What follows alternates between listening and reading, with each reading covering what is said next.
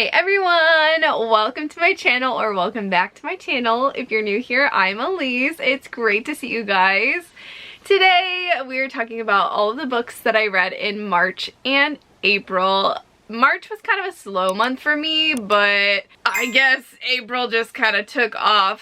I was definitely in a reading slump during March. It was kind of rough. Not gonna lie, but I was able to break that slump with some fun books that I will talk to you guys about. So I guess we'll just get started.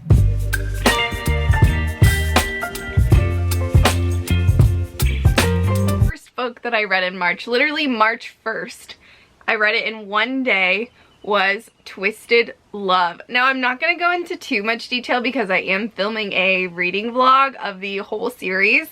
That's still in the making. I really like Huang's writing style. It's so smooth and fast. It's kind of easy to understand and connect with the characters.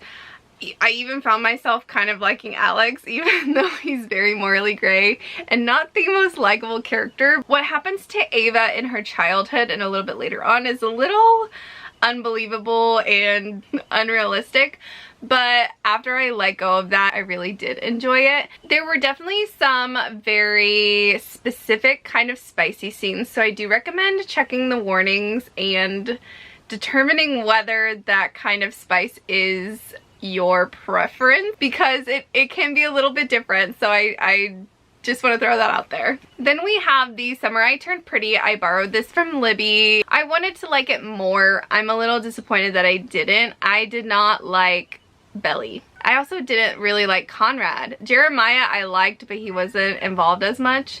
Cleo, baby. I'm filming. The Summer I Turned Pretty follows Belly, and she goes to this summer house with her brother and mother. They go there every summer and live with her mom's best friend and her two sons, Conrad and Jeremiah. And Belly has had a crush on Conrad for forever, as long as she can remember, her first crush ever.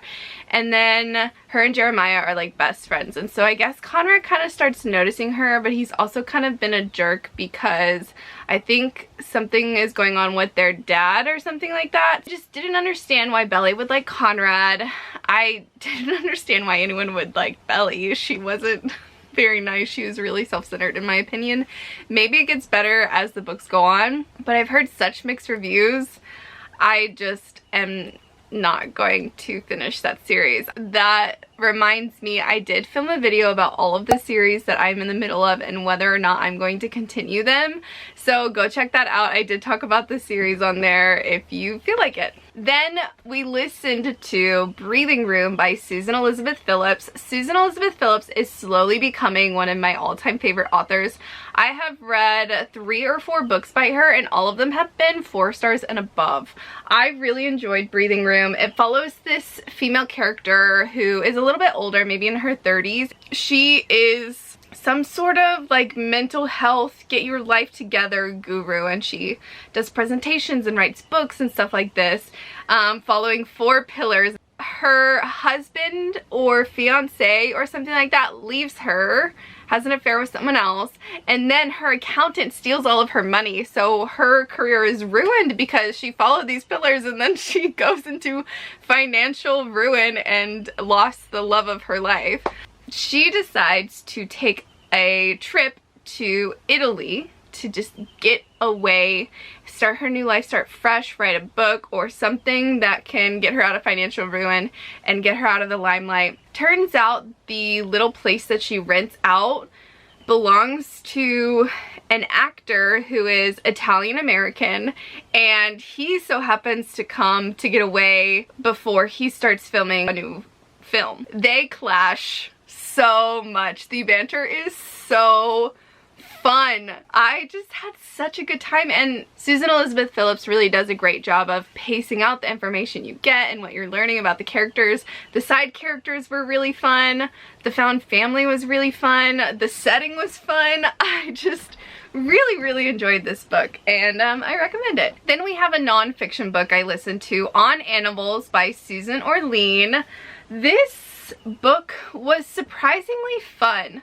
I feel like I'm very picky when it comes to nonfiction books because first I have to be really interested in the topic, and then sometimes it can just be so dry. So I really like still being able to connect with the author and having humor and anecdotes and maybe even learning something along the way. And this book did a great job of incorporating all of those things that I really love seeing and reading about in a nonfiction book. It talked about animals, it talked about how she came to love them, how she came to be so involved with them, some of her snafus or funny stories with them. It even went back on history and how they were used in certain lands, certain time frames, and she also went and visited these places that she talked about. But it was told in a way that it was really interesting and I really enjoyed it. Props to the author, because I feel like that can be really difficult for any author, but especially for nonfiction. Then I finally read Daisy Jones and the Six by Taylor Jenkins Reid. I waited probably 5 months for this whole to come into my library, and I'm glad I did. I loved the format. I definitely understand why people raved about the format. It's told as an oral history, so this interviewer that we don't really come in contact with, she interviews all of the band and some of the people connected with them, like Billy's wife. Oh my gosh, I forgot her name for a second, but I loved her. Camila. I loved Camila so much. My favorite character out of everyone. And then I think Simone, who is Daisy's best friend. So all of these people are interviewed and it kind of goes through the rise and fall of the band. It was really interesting. I think I just had a hard time really connecting with everyone. I did connect with everyone, so I take that back. However, I am not a huge fan of the whole like drugs and sex and alcohol. I just have never been the kind of person who gravitates towards that, even in fiction and media.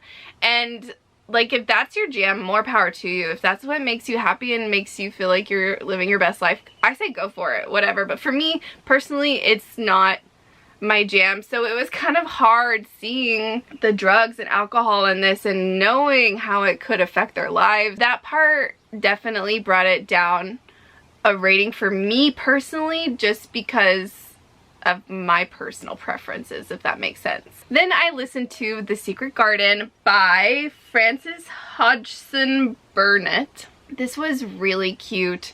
The narrator did a fantastic job. I had watched the movie but never read the book, and I actually kind of forgot the ending of the movie, so it was really delightful listening to the ending of the story. It made me really happy. There were some things at the beginning of the book that had to do with race. The main female character, the little girl, grew up in India and had this family that was wealthy but never paid attention to her. She had servants basically raise her.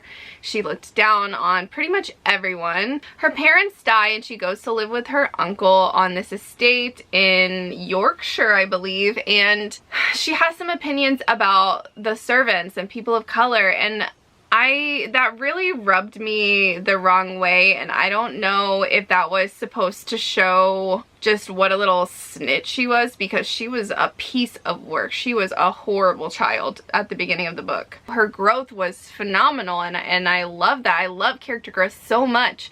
But I'm thinking, like, was that part of the story necessary? And I know it was written way back when, in this year, but how long can we say that, oh, this book or this piece of media or this piece of art was a product of the times? You know, and what does that even mean? That makes it sound like that doing it in that time period was okay when it was never okay.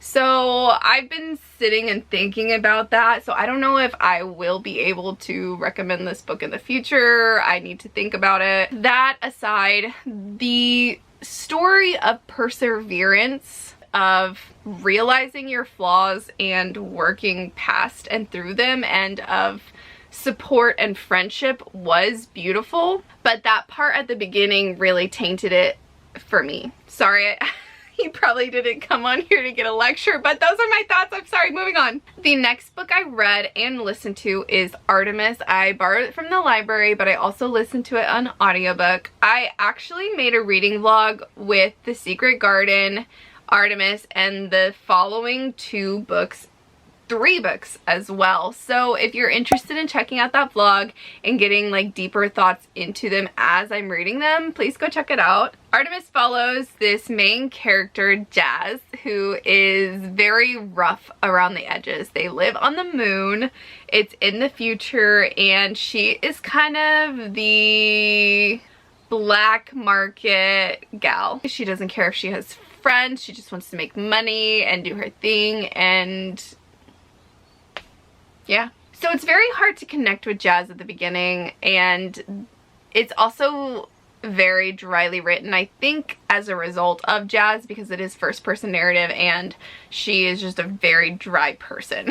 Very dry humor, very dry wit, and it also explains how the city and the moon and the colonies are set up. First half was rough, and then after we hit the halfway mark, things really started picking up.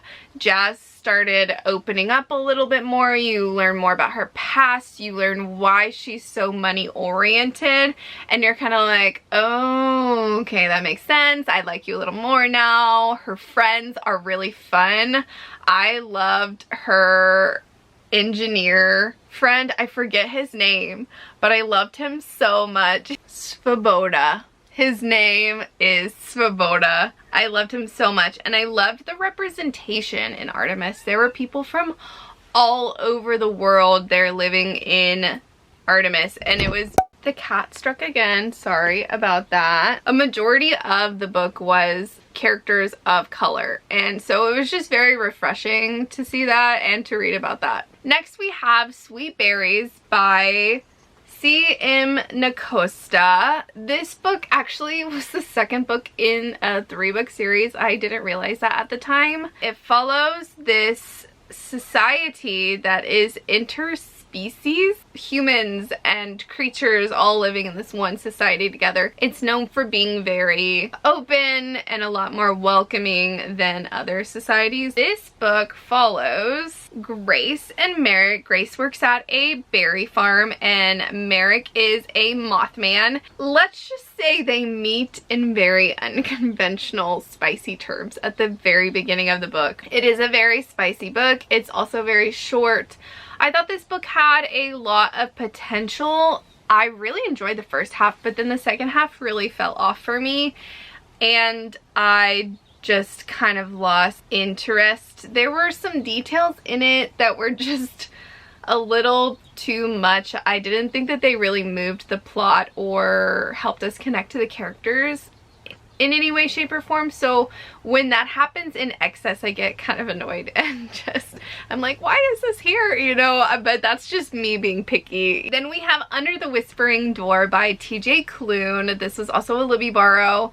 The book follows Wallace, who is not a nice man. At the beginning of the book, we see that he is one of those business leaders who is not afraid of making hard decisions and saying mean things to get to the bottom line. And then Wallace dies of a heart attack, and he wakes up to see himself at his own funeral. Someone comes named May, and she's like, hey, I'm here to lead you to your next life. He does end up going to this tea shop called Charon's Tea Shop or Tea House or something like that, where he meets Hugo, and Hugo is this ferryman ready to lead him on to the next place when he is ready. Normally this takes a few days. Wallace ends up staying for a lot longer than most people and kind of growing as a person. So I really liked his character growth. I loved the found family.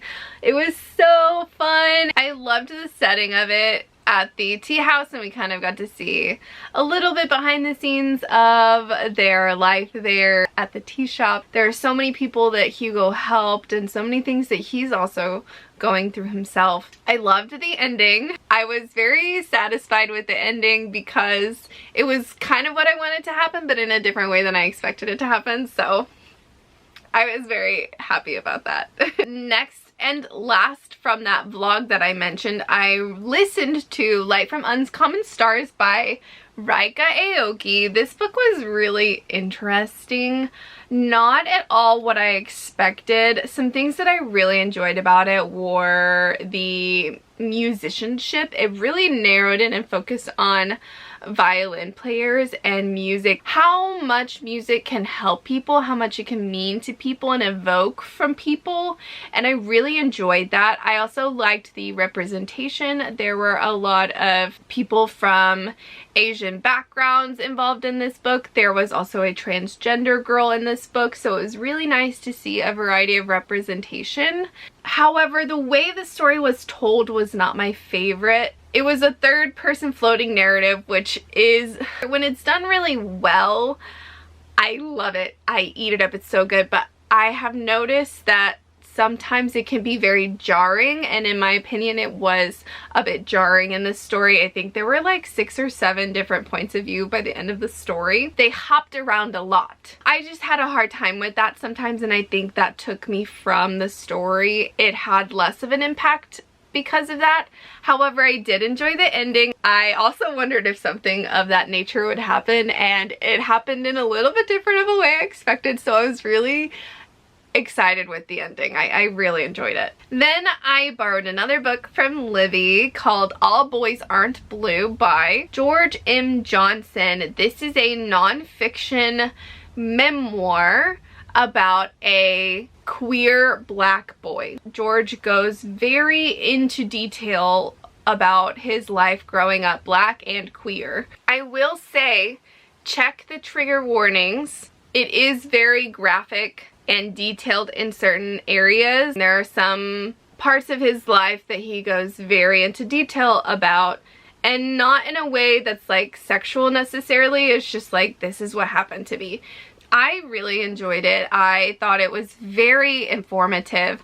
I thought George did a very good job of setting the scenes, talking about his life, and telling it in a way that can make it relatable to a lot of people, but especially black queer folks, especially queer folks, just making them feel seen and saying, this is what happened to me. I hope this didn't happen to you, but if it did happen to you, I understand. I'm here and you have a community. So I really liked the message that it shared. Hey everyone, so I'm at the library. We just got done with yoga. Yes, yoga happens at the library and I love it so much. So I wanted to talk about this book before I turned it in because I finished it last night. This is Demon in the Wood by Leigh Bardugo and illustrated by Dani Pendergast. I enjoyed it. It was a fun little glimpse into Alexander's life before he became the Darkling and before his time at the palace and like kind of building up his little Grisha army. It's so sad. I really see what Leigh Bardugo is trying to do and like kind of trying to show you that Alexander is not good, not bad. He just had like these circumstances when he was younger, which eventually led to him just wanting a place to have a home, you know, because he's having to move around so much. People don't understand his powers and they just judge him and want his powers without getting to know him. So he has like no friends. He only has his mom. He's on the move all the time. And so this story takes place on their way to like a next settlement. And so they end up at this little settlement in the middle of the woods, in the wood. And he ends up getting to stay there for a little bit longer than normal. And then I don't want to say what happens because I was surprised by it. So you just kind of get to see why Alexander kind of becomes the way he is, which is really sad. I loved the art. It's so expressive. It's pretty bleak. I'm not gonna lie, like the setting and the colors are pretty bleak, but I think that kind of shows Ravka really well because that's kind of how Ravka is. I'm not gonna show you anything else because I feel like things could get spoiled really easily in graphic novels. I'm glad I finally got the chance to read it. Was it my favorite? No, but it was still something I'm glad that I read. Okay, my last book for March was Below Zero. This is the last novella in the STEMinist novellas by Hazelwood. It was actually my favorite one of all three. It follows Hannah. Hannah is a scientist who specializes, her focus is in space. and specifically on Mars if she can. That's her goal, is to focus on Mars. And then we also have her male counterpart, and that is Ian. They kind of have a random connecting moment at the beginning of the book where she's interviewing him for a graduate school project. They kind of become fast friends, but then they have like a really steamy moment and then never hear from each other again. Well, she goes and works for NASA several years later, and he's the head of the department there, and then a misunderstanding happens. That's all that I'm going to tell you about that, but I did enjoy it. It was my favorite of the 3 Steminus novellas. I loved Ian. As we know, I have a thing for redheads, and Ian was a very freckled, tall redhead man, and I'm here for it. Okay, let's hop on over to April. We started off April in a reading slump. I was struggling towards the end of March and the beginning of April. It was rough, but the first book I read in April was The Selection. I actually found this at a resale store, and I just zoomed through this in one night. It was so great, so nostalgic. This is a definite reread for me. I think I've read this series probably 4 or 5 times. I love it so much, and this book just brought back all the feels for me. I know a lot of people kind of don't like this series as much because they don't like the world building. They think there should be more details about it, go more into the political intrigue, but I think that there is just enough information for me to enjoy it as someone who doesn't normally love going super deep into politics. I just love the scene. I love America in this book. She's equal parts defiant but unsure and trying to find how she feels about this kingdom and this Prince Mason, and I just love it so much. If you don't know what The Selection is, it's set very far into the future after America has gone through like World War III or IV or whatever, and America is very different and they have a monarchy now. Well, when the prince comes of age, they have the prince marry a commoner and do this sort of bachelorette situation where a young woman from each area of the United States, they don't really have states anymore, they have like areas, is invited to the palace, and the prince does like a dating show with them to raise morale and to have a commoner wife so there can be a connection with the monarchy and the people. And America is chosen, but what makes her so different is that there are castes in this kingdom, and she is from a lower caste. She is a 5, and 1 being the highest and 8 being the lowest, 8 being like people who are homeless and don't have jobs and are very much struggling. So she's right smack in the middle. It's still pretty rare for a 5 to be in the selection. She is kind of like, dude, Mason, like, I already know that I'm probably gonna be out of this competition. I'm just here to chill, you know, let's just be friends. You let me stay a little while, I'll give you the in on the girls, and yeah, we'll just do that. And he's like, cool. So they actually end up becoming really good friends, and romance blossoms, and it's in a palace setting, and I just love it so much.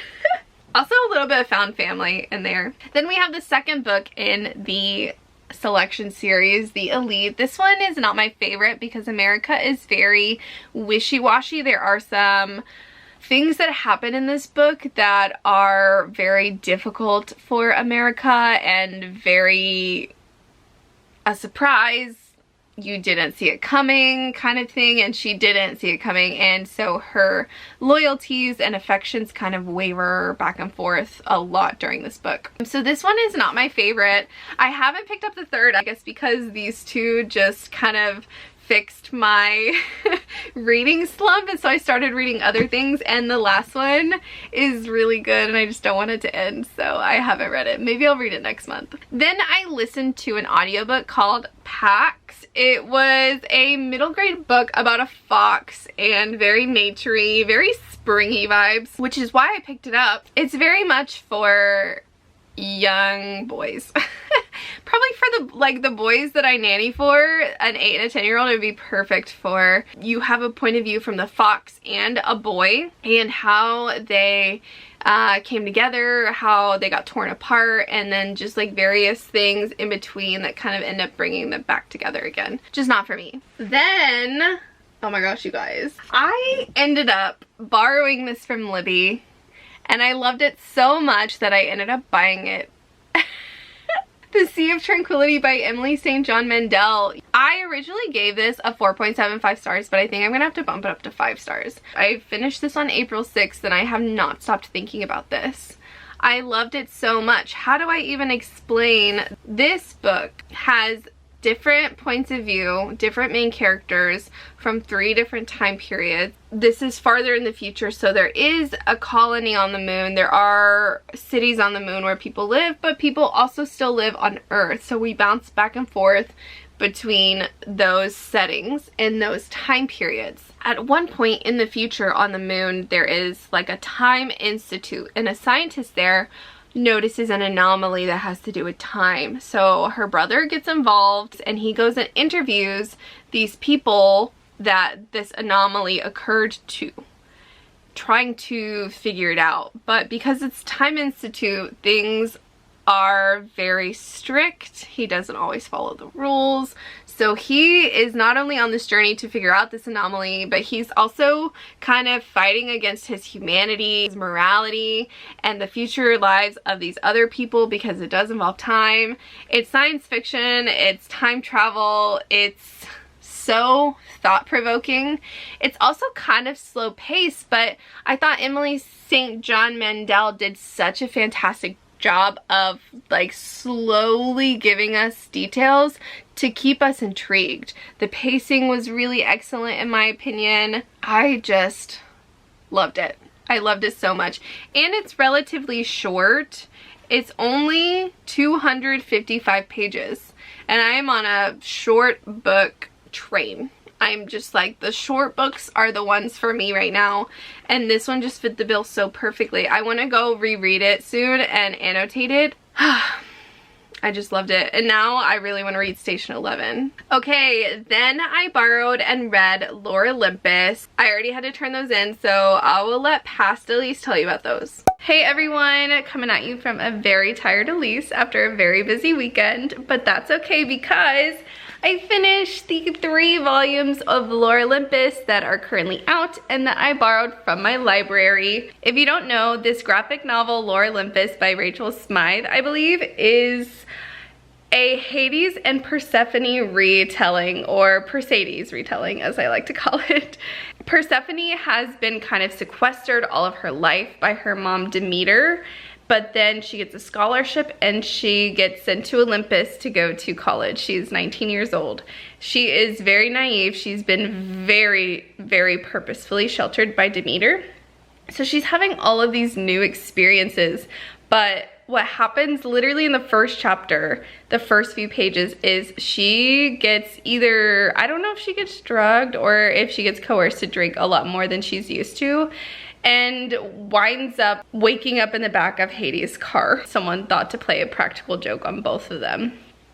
So her first experience with Olympus and the gods is not very good, but Hades shows her respect and kindness, and they develop a really random, unexpected friendship to everyone in Olympus. And it just goes from there. A bunch of different gods kind of come in.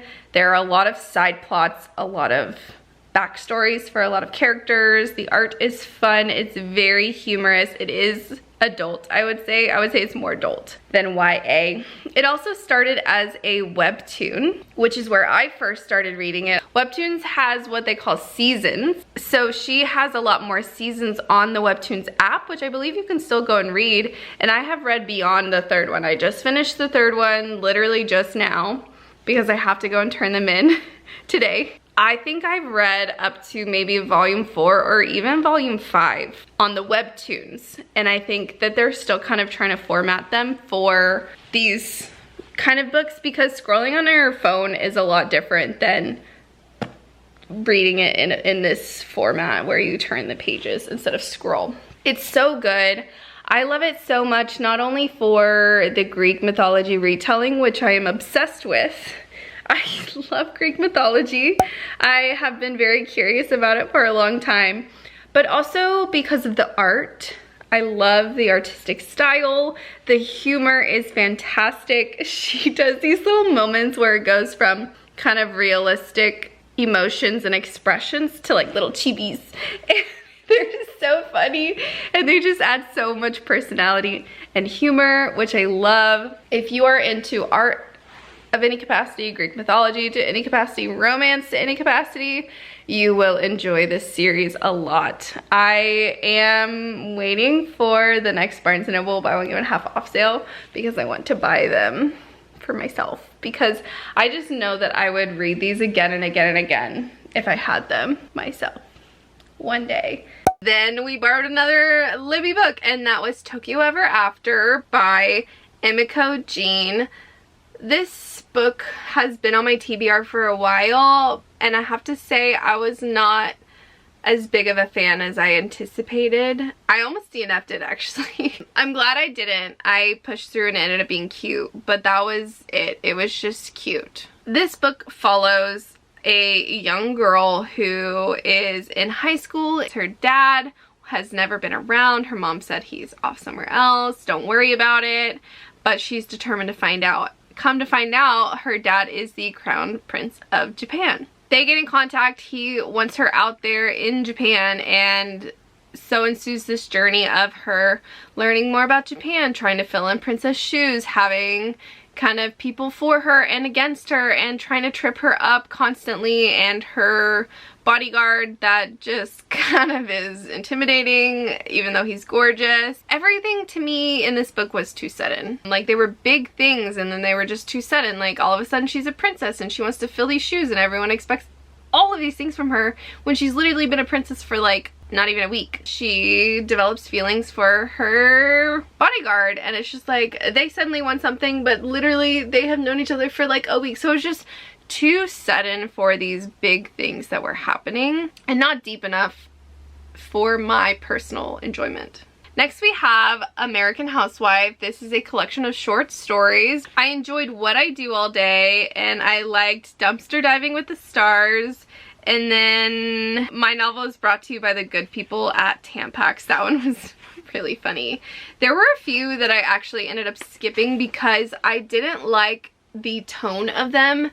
I know that they were written in a satirical way, but it was written in a very patronizing way towards women, but it was through women treating women that way, and unfortunately that's still a very big thing that happens in life, and it just felt a little too like hitting the nail on the head. Like, she was trying to say some more things than just the satirical things. I don't know how to explain it, but it didn't set well with me, so I ended up skipping 2 of the stories. Not my favorite, but again, those 3 stories were really fun and enjoyable. Then we have Twisted Games by Anna Huang. Again, I'm not going to go into too much detail. You'll just have to keep an eye out for that Twisted series reading vlog. This one follows Reese, who is Bridget's bodyguard, and Bridget, who is the Princess of Avalonia. At the very beginning of the book, Bridget gets news that her brother is abdicating from the throne, something that he has trained for his entire life and she has not, and so she steps in and starts training for the princess to be queen one day. Her grandfather is ill, who's the king. Reese is her bodyguard. Things change and develop between them. Ironic, because I am wearing a Slow Burn shirt, which I like absolutely love. Did not like the slow burn in this particular book. It was just so drawn out, and in my opinion, Reese and Bridget, what actually happens between them besides the little looks and like a hand to her back? I just need more. I need more. And it did happen like towards the end, but like that's the end. It might have been because I started this book in March during my reading slump that I didn't enjoy it as much, but I didn't enjoy it as much. I'm glad I finished it, but I know that a lot of people liked Twisted Games more than they liked Twisted Love, but I liked Twisted Love more. We're gonna have to see how the rest of the series goes.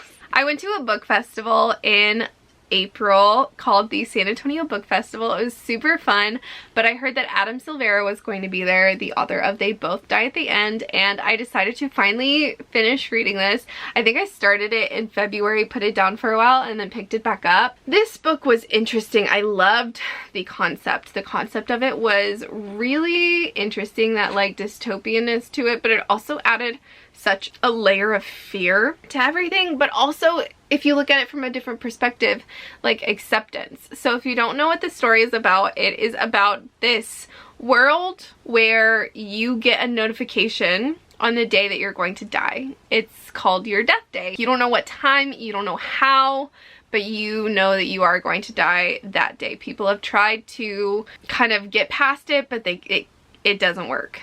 They can't. You are going to die. So we follow two teenagers who get calls on the same day, who have very different lifestyles and very different personalities. First we have Mateo Torres, and then we have Rufus and Mateo. So Mateo is very nervous. He has always wondered when his death day is going to be, and has kind of shut himself inside, not really gone out there and done much. Rufus is very extroverted, very outgoing, but he is scarred and traumatized because his family recently had their death days and he was left, just him. And so he was kind of an orphan for the past few months, found his family again, and got his death day call. The boys kind of connect through this application where you can meet up with other people on their death days, and then they kind of decide to spend their last night together doing things that they want. They get into some trouble, they get into some random events. I really liked how Adam ended up tying everything together. There is a map of the people and the connections that they have with each other, and I thought that was really cool how he managed to wrap all of those up together. However, the style of writing was not my favorite. It was pretty dry.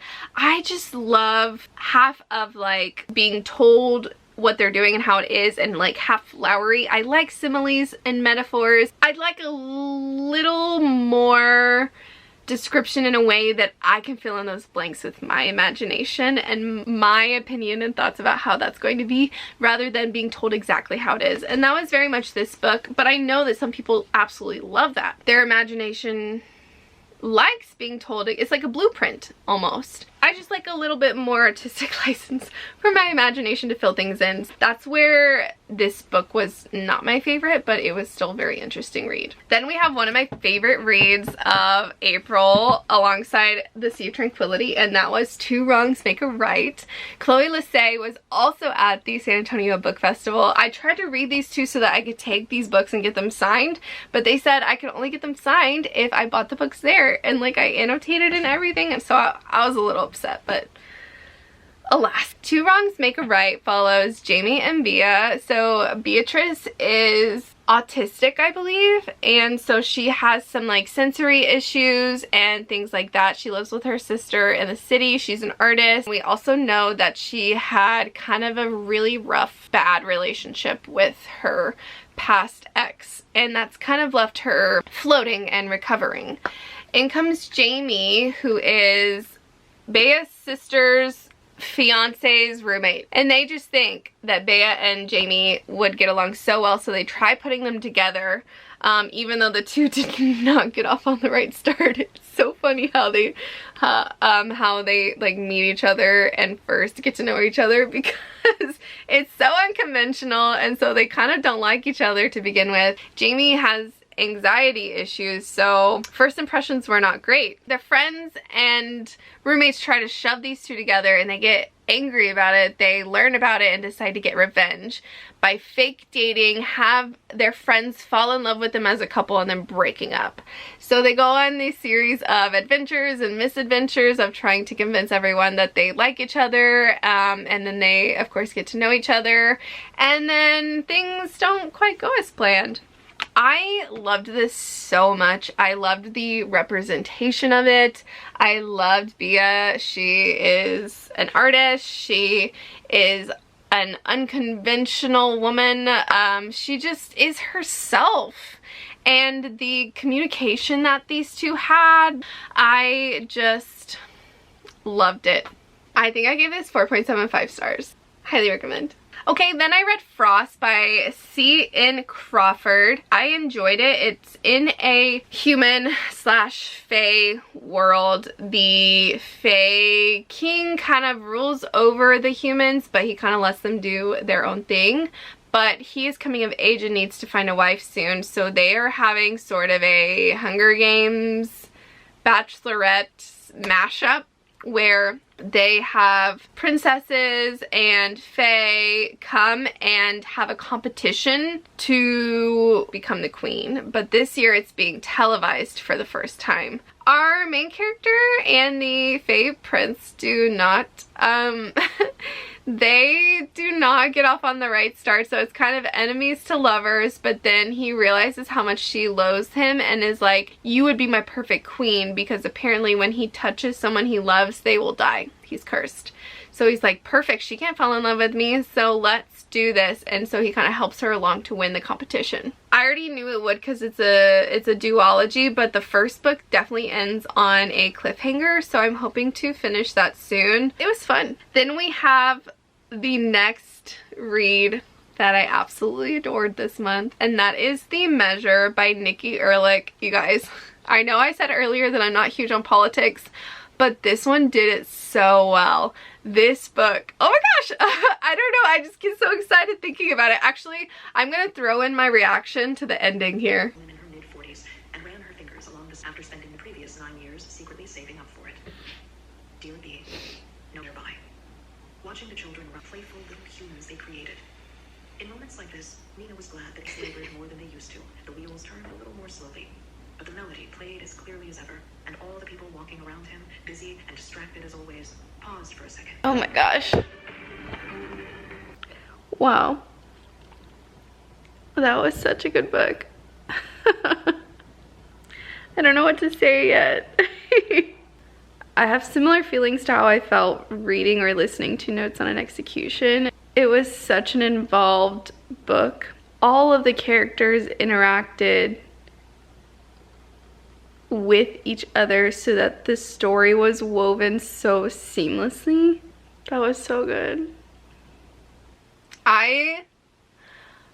It wrapped up so well. So the premise of this book is that on one day suddenly everyone gets a box delivered to their door with their name on it and a string inside, and it says, inside lies the measure of your life. No one knows what it is. They do studies. They find out that the string measures the length of your life. Some people open them, some people don't.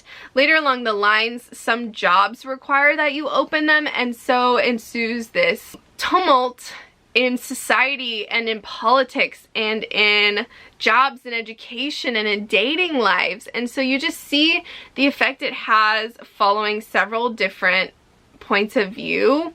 This one had a lot of different points of view, but I thought the author did an excellent job of telling the story and in a way that wasn't confusing. She just like sprinkled in details as it went. And at one point I remember sitting and thinking, how is this going to end? Like, how is she going to wrap this up? I don't, this is such a mess. But she did. She really did. And I gave this 5 stars. I sat there and was just like, loved it. I highly recommend it. I think it's going to be in my top reads of the year. Okay, I am doing a video soon. It is a secret project where I read this book. I'm not going to go too into detail about it. I will leave it in the description box when it is ready and done. However, this book is dystopian. It is in a world where the government has failed, resources are scarce, and this couple is... Sorry y'all, my battery died and the angle might have changed, but I was talking about this book, California. In it, the couple is tasked with choosing between living alone in the forest, trying to provide for themselves and get the resources that they need to survive, or with joining what they call a community. However, these communities are very much like, you do these specific things. If you don't do them, you're kicked out. Then we'll provide you with this, but at limited amounts and in limited quantities and things like that. So they have to choose whether or not they want to do this one or the other one. There's a little bit of secret history, lost family members that maybe aren't lost, betrayal. That's all I'm going to tell you about that. Next we have a listen. This is my first time listening to them, but I've read the series before, and that is Empire of Storms by Sarah J Maas. I think that Throne of Glass is my favorite series by Sarah J Maas. I love it so much. And Empire of Storms is one of my favorite of these series. Ugh, it destroys me. I took so long listening to it because the ending just destroys me every time. Where is my wife? Y'all, that's all I'm really gonna say because it's like the fifth or sixth book in the series, and if I say anything it'll spoil it. The next few books are going to be in a future reading vlog. They are not out yet, but it should be out soon, so I won't go into too much detail. But the first book of that reading vlog we have is You've Reached Sam. This follows Jenny, who has recently lost her boyfriend Sam. She is going through it. She is having a tough time. She just wants the pain to go away. So her style of getting rid of that pain is forgetting Sam. But one day she kind of crumbles. She had gotten rid of all of his stuff and she just regrets that decision. So she decides to call his voicemail and hear his voice one more time. Except when she calls him, he answers. So ensues this story of them kind of calling and talking to each other throughout the rest of the story. It's a story of grief and moving on and love and acceptance, perspective, making the most of life. The execution of it wasn't my favorite. I do go more into it in the vlog that I'll be posting soon, so I won't repeat myself here. I think this is a great shallow dive into someone who maybe hasn't experienced grief but maybe has someone in their life experiencing grief and doesn't know how to connect with them. So I think this could be a really good dip in the water of what it's like for someone experiencing grief and maybe being able to relate to them. It's not as deep of a dive as I would have liked on this topic. Not that I'm saying like it needs to destroy and rip the reader apart, but I think it could have done more with the topic. Look at this. Look at this naked book cover. That's cherry blossoms. This is gonna be so weird, but like I have a cherry blossom tattoo that I'm obsessed with cherry blossoms. So when I saw this, I flipped. The next book is an ebook, and that is Better Than the Movies by Lynn Painter. I have read some of her adult novels, so it was fun reading this young adult contemporary novel. The girl's name is Liz, I believe, and she had lost her mother a few years ago, but she was a senior in high school, and so she's going through all of these things that she had always imagined and pictured doing with her mom. She's kind of having some trouble with her best friend because her best friend's like, what's going on? Why are you being weird about this? But she just can't bring herself to talk about it. And then her childhood love from ages ago moves back to her high school. And so she's like, I want to go to prom with him. But then he kind of has his eyes set on someone else. And so she gets the help of her neighbor, Wes, who she and him have a rivalry over the parking spot. She always just thought he was ornery, sassy, annoying next door neighbor, but oh, when did he get so cute? So this book was fun. The banter is some of the best banter I have ever read. It was so fun. I was blushing, I was laughing, I was giggling. It was a good time. There was a moment where I was like, oh, I don't know if I can continue this because I don't want to diminish the problems and difficulties that high schoolers go through, because I was a high schooler and know what it's like. But having experienced more and seeing just how simple things were like in high school and college at the time, it's sometimes hard to just go back to that when that was their whole life, you know what I mean? So I was worried it was going to be like that, but I kept reading and it ended up only being a touch like that, and then other things were dealt with in really good ways. It was fun, it was fast paced, I really enjoyed it. I give it like a 4 stars. Okay, and last but not least book of the month of April is We Are Okay. I just love Nina LaCour's writing style. It's the style of writing that I appreciate the most because it's not concrete. Yes, there were moments where there were concrete things happening or being said, but the feelings and the way that she activated your senses was in a very light and whimsical way so that your imagination could fill in those blanks and kind of do with it what it wanted to. And that's my favorite style of writing. And I'm sorry I get so into the writing style. I think it's because I'm trying to become an author, so I like secretly analyze these books. Not even secretly, I definitely analyze these books and their writing styles and try to pick out what I like and learn from what I don't like. I just loved this writing style. This does involve grief. It involves lies, betrayal, but it also involves love, unconditional love, and friendship, and how friendship can go through a variety of different phases, but it can still be full of love. I really appreciated those qualities of this book, but I'm just gonna give you the tagline, and it's, you go through life thinking there's so much you need until you leave with only your phone, your wallet, and a picture of your mother. I really enjoyed this one. I see why it is an award winner. Wow, this video is so long. I think I'm gonna start trying to split these up into monthly wrap-ups. I thought that having more would be better, but I just talk about him for so long that it's a lot. Thank you so much for watching. I appreciate you guys. I will see you in the next month for the next wrap up instead of in 2 months. I would love to know your thoughts if you've read any of these books. What did you think about them? Are our opinions the same or vastly different?